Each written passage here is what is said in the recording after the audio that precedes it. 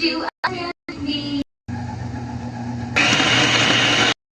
Hello mga person! So for today's video, for today's ganap, nakatulog na nga kami ng ayos magdamag ni Baby Ellery dahil magaling na siya. Thank you Lord. Ito nga pala yung nakatulong sa pagpawala ng ubo at sipon ni Baby Ellery.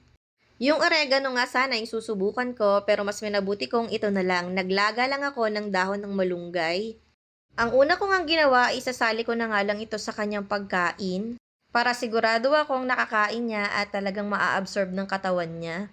Ito na nga yung ginawa kong pinakatubig para i-blender itong kanyang patatas at kanyang carrots na in-steam ko sa ibabaw ng sinaing. At pagkatapos nga inilagyan ko na lang to ng gatas niya para mas malasa. At ito na nga ang kinalabasan mga person, para na siyang Cerelac. Palagi ko lang talagang hinaluan ng ganito yung pagkain niya hanggang sa naging okay na siya. Sobrang masustansya nga talaga ng malunggay, no? At ayan nga, magana na ulit siyang kumain kahit malambot na yung kinakain niya. Tumubo na nga kasi yung ngipin niya sa ilalim. Yung hindi pa nga lang nalabas yung nasa ibabaw pero hindi na siguro masakit yon. Dahil nakakatulong nga rin yung nilalagay ko sa kanyang Xylogel. At tingnan niyo naman mga person, nako, naunahan pa ako ni Baby Ellering dakutin yung pagkain niya kaya naman nilayo ko sa kanya. Ito na nga rin pala yung magiging pinakatubig niya, yung pinakuluan kong dahon ng malunggay. At buti na lang talaga nakikisama tong si Baby Ellery, nilulunok niya. Alam nyo bang kapag pinapainom ko ng tubig tong si Baby Ellery ay winiwisirit niya kaya hirap na hirap talaga ako. Kaya talagang tiyaga ako magpainom dito ng tubig pero mabuti na lang itong may dahon ng malunggay na nilaga ay iniinom niya. Pagkatapos ng kumain ni Baby Ellery ay paliliguan ko na siya.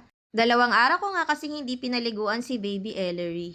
Pasinat-sinat nga kasi siya noon, hindi ko nga malaman saan ba yung dahilan ng pagkasinat niya, dahil ba sa pagtubo ng ngipin niya, o dahil dun sa turok niya, o dahil sa ubo at sipon niya, kaya nakaka-paranoid.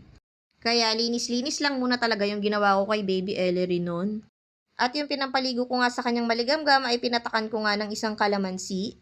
Mas mainam nga sana kung pinakulo ang dahon ng kalamansi kaya lang wala akong nahanap.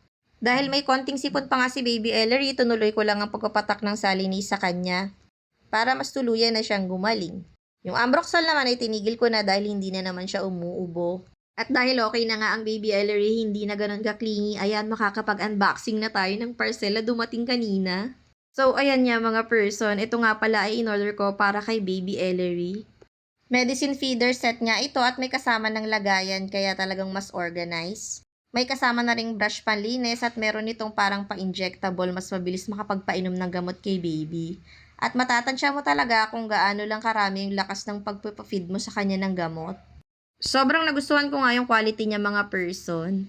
At isa pa nga sa kinatuwa ko dito ay color pink. Meron nga rin pala tong color blue. Kaya kung gusto nyo rin ito, ilalagay ko na lang yung link sa comment section. Thank you for watching!